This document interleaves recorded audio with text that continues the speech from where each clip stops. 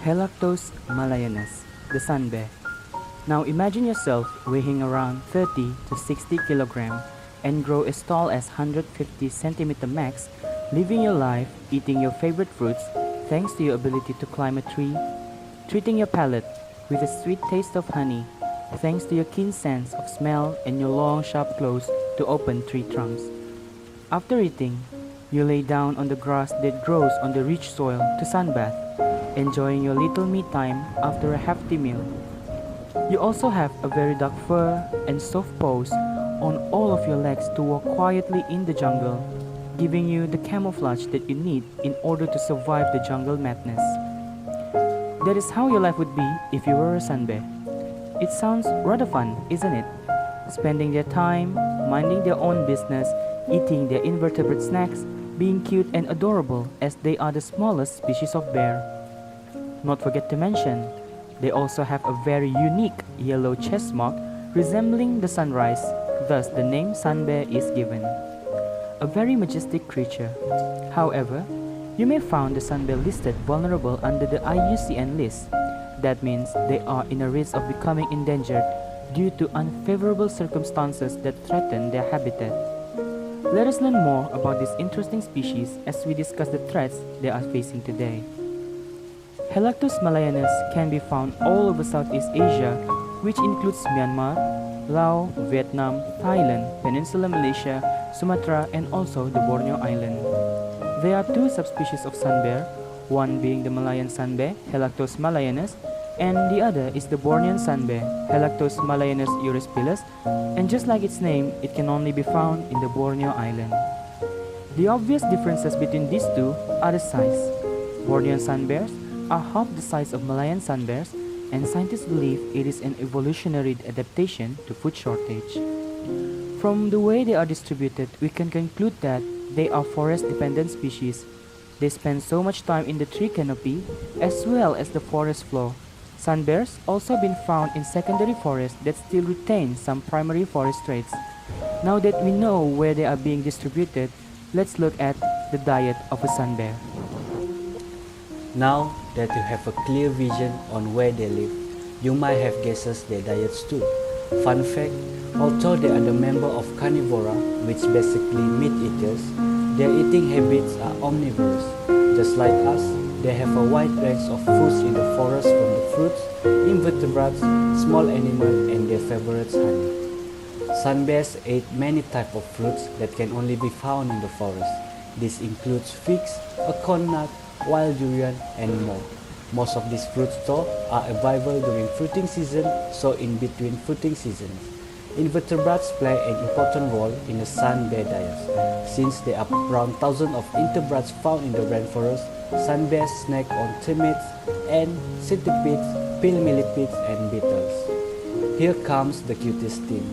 Sun bears are locally known as beruang madu, which translates to honey bear.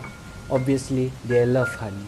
Just like Winnie the Pooh, honey is the biggest threat for sun bear tongue. They have a very strong sense of smell which allow them to locate honey bear nests inside the tree and will use their long claw and teeth to reach their favorite threat. A sun bear rolls in the forest.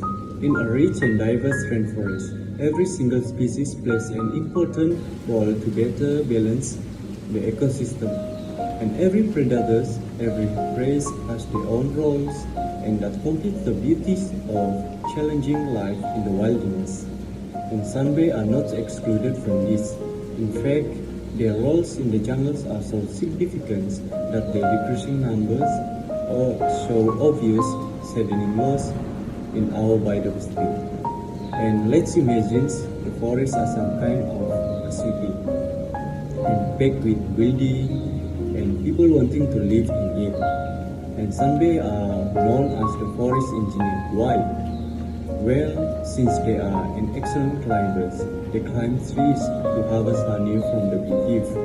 And at the same time, the cavity that they created in the trees as a result from the set of canines and sharp claws can be used as a shelter for smaller animals. And thanks to them, they make a good home for our wildlife such as hornbill and squirrel. And they are also doctors. Did you know termites could be such a nuisance within tree holes, as there are some termite species that build their nest inside the house, which eventually kill the tree. And thanks to the sunbeam, they call termites their lunch.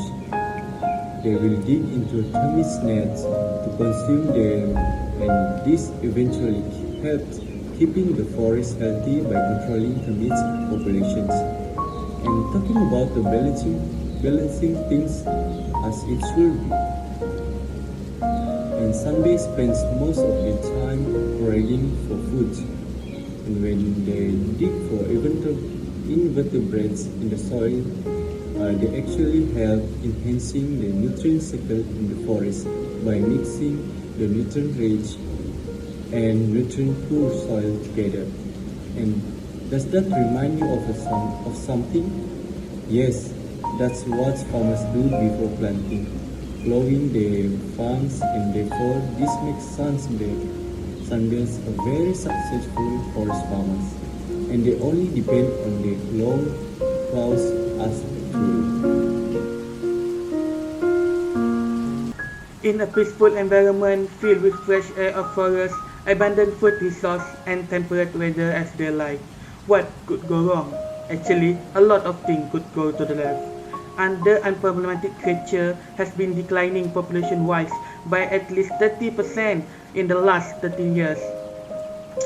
They are classified as vulnerable in 2007 and at risk of extinction in the wild. Poor thing. Sun bear are facing three main threats: habitat destruction, like many species, deforestation, and degradation of habitat has critically decreased their population, especially in Borneo. The main cause of monoplantation development, unsustainable logging, and human-caused fire. Not only that, sun bears are also suffered from commercial hunting. They are primarily hunted for their gallbladder, which are used in Chinese folk medicine, and their paw as a form of exotic food. Their legacy. In China and Vietnam, bile is made from the sun bear while they are still alive, so they could restock the bile every time they need, and obviously this pains those sun bear. Killing sun bear is illegal in all of their native country, but well, as I expect, they are largely uncontrolled. Being the smallest species of bear, people find them cute and might want them pet them, but keep in mind they are not your pet.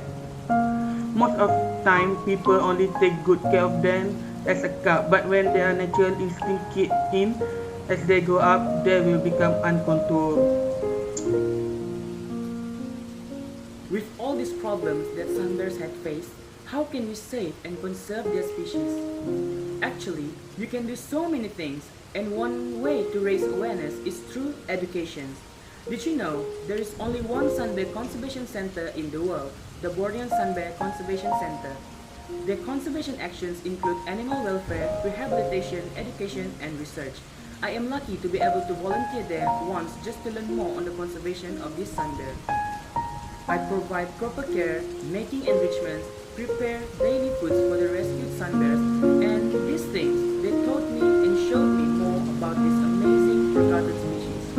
I am sharing my experience here and calling each and every one of us to actually start doing something instead of only speaking up in the dark. Of course, we do not have the power to immediately stop monoplantation development or control illegal logging by ourselves, but when our voices unite, we can speak for the sunbears and push our country leaders to pay more attention for the sake of our biodiversity. We have to teach our citizens, sunbears are not our pet. Sunbears belong to the forest and that is their only home. Stop pet trade, control our development, support these conservation organizations, and play our part in order to preserve the species.